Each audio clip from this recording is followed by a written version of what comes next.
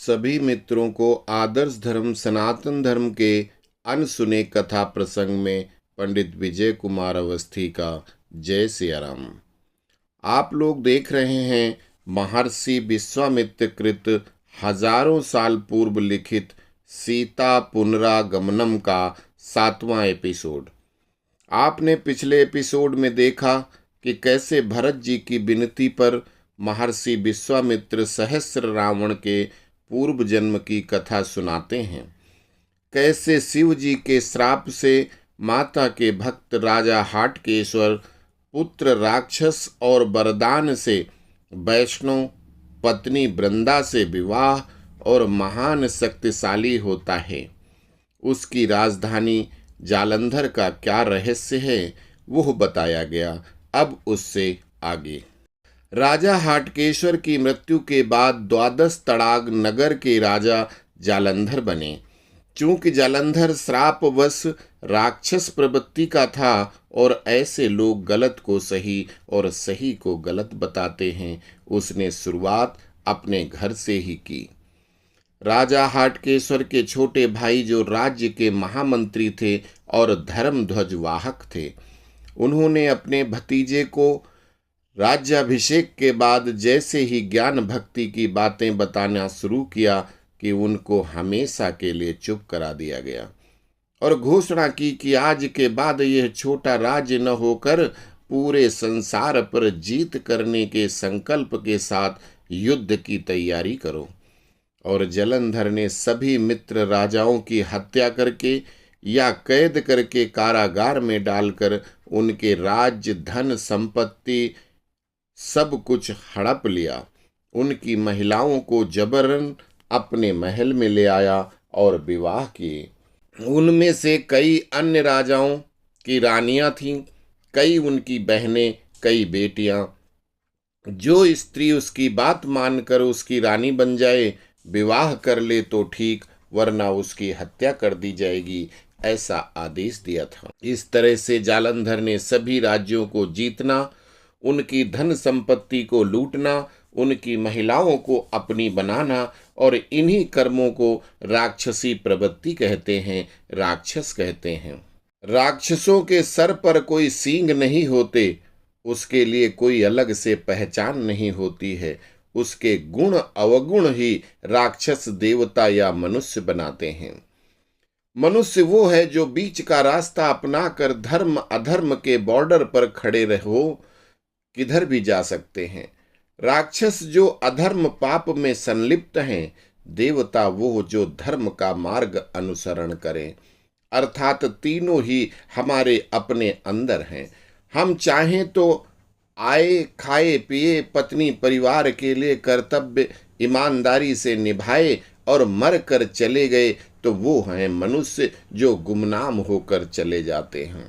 नाम किसका होता है, अर्थात जो आम मनुष्य से ज्यादा काम करे। उसमें अगर वो धर्म के मार्ग पर बढ़ता है जो कि अत्यंत सरल है किंतु उसके पालन में बड़ी कठिनाई है, उसका परिणाम सबसे सुखद है किंतु आरंभ बड़ा कठिन है। इस धर्म के रास्ते पर ले जाने वाला कोई बिरला मनुष्य मिलेगा जो आपको धर्म की सही शिक्षा देगा और उस पर चलने की प्रेरणा देगा। अब आपको अपनी बुद्धि से पहचानने की जरूरत होती है कि शिक्षा देने वाला संत धर्मात्मा है या ठग संत है। कोई झूठा तत्वदर्शी है, खुद को ईश्वर बताने वाला, किसी कवि को, किसी नेता को, किसी जिंदा या मुर्दा व्यक्ति को उसकी मजार को ईश्वर बताने वाला है। आपसे धन ऐंठने वाला ठग अधर्मी है। जो एक अत्यंत दुष्कर कार्य है कि कैसे पहचाना जाए कि कौन सा सही है। वही अधर्म पाप करने के लिए उकसाने वाले रोज ही हर जगह पे लाखों विद्यमान हैं। अर्थात जो धर्म के मार्ग पर चलता हुआ त्याग करता हुआ अपना नाम कमाता है, उसे विख्यात, और कुकर्म करके पाप करके नाम कमाता है उसे कुख्यात कहते हैं। अर्थात हीरो और विलेन। विलेन को फॉलो करने वाले बहुत होते हैं क्योंकि उसको फॉलो लोगों का डर करता है, लालच करता है। अच्छों को फॉलो करने में कठिनाई आती है। अच्छा है तो पृथ्वीराज होगा, 15 बार भी माफ कर देगा, किंतु बुरा अगर गोरी है तो एक बार भी जीत गया तो माफ नहीं करता। यही फर्क है अच्छे और बुरे रास्ते के संस्कारों का। तो जालंधर तो बुराई का प्रतीक था, इसलिए उसने बुराई चुनी और अपने चाचा की हत्या कर दी। फिर जो भी धर्म की अच्छी बात करने वाले थे उनकी सबकी एक एक करके हत्या कर डाली। अब उसके पास सब उसकी ही बुद्धि वाले दुष्ट प्रवृत्ति लोग ही थे। उन्होंने एक एक करके सभी राज्य अपने अधीन कर लिए। उनकी सुंदर बेटियां या तो उसकी पत्नी या उसके फॉलोअर्स की पत्नी बनती थी या मारी जाती थी। इसी पाप के चलते अब उसकी नजर नागलोक पाताल लोक पर गई, तो वहां भी युद्ध हुए और जलंधर विजयी हुआ। नागराज की बेटी का विवाह भी जलंधर से हुआ। इसके पश्चात यक्ष किन्नर सभी उसके अधीन हो गए। इसके बाद जलंधर ने इंद्र पर चढ़ाई कर दी। काफी युद्ध हुआ, किंतु अंत वही इंद्र डर कर भाग गया। स्वर्ग पर उसका अधिकार हो गया। इंद्र पत्नी सची को पत्नी रूप में पाने के लिए विचलित असुर सची को बालों से पकड़ कर लाता है। देव माता अदिति जो इंद्र की माता हैं, भगवान विष्णु की प्रार्थना करती हैं, रक्षा की गुहार लगाती हैं, त्राहि माम करती हैं। भगवान नारायण प्रकट हुए और उन्होंने जलंधर को ललकार कर सची को छोड़ने का आग्रह किया, किंतु स्त्री मोह में जलंधर पागल हो रहा था। उसने अपनी पत्नी के आराध्य और जिनके मंत्र को पढ़कर सारी विजय प्राप्त किया करता था, आज उनके विरुद्ध युद्ध को तैयार हो जाता है और अंततः भयानक युद्ध शुरू होता है। जलंधर को बहुत सारे वरदान शिव जी ने दिए थे, अतः उनका मान रखते हुए बहुत वर्षों तक नारायण और जलंधर में युद्ध हुआ। उस युद्ध को रोकने के लिए माता महालक्ष्मी के साथ नारद जी प्रकट होते हैं। माता लक्ष्मी ने उसको समझाया कि तुम मेरे भ्राता हो, हम दोनों जल से ही उत्पन्न हुए हैं, अतः भाई बहन हैं। ये भगवान नारायण मेरे पति हैं, तुम्हारी पत्नी के आराध्य हैं।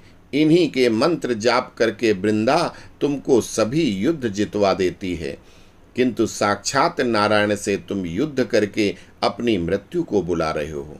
भगवान जानते हैं कि तुम मेरे भाई हो, इसलिए तुमको अभी तक मारा नहीं है, तुम्हारा वध नहीं किया। अतः सची को छोड़ दो और स्वर्ग सहित सभी पर राज्य करो। इस तरह लक्ष्मी जी ने विष्णु जी को उसका जीजा बना दिया और खुद दीदी बन गई। जालंधर को लक्ष्मी जी की बात पसंद आई और उसने उनको अपनी बहन बना लिया और भगवान विष्णु को बहनोई बना लिया। जीजा जी हो गए वो। इस तरह उनके बीच युद्ध खत्म हुआ।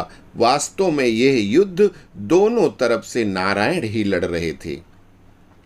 वृंदा के मंत्र प्रभाव से वही जालंधर की रक्षा कर रहे थे और सची को बचाने के लिए माता अदिति की प्रार्थना पर जालंधर से युद्ध भी कर रहे थे। सची को छोड़कर जालंधर आगे बढ़ गया और यमलोक के दरवाजे पर पहुंचकर अट्टहास करते हुए यमदेव को ललकारता है।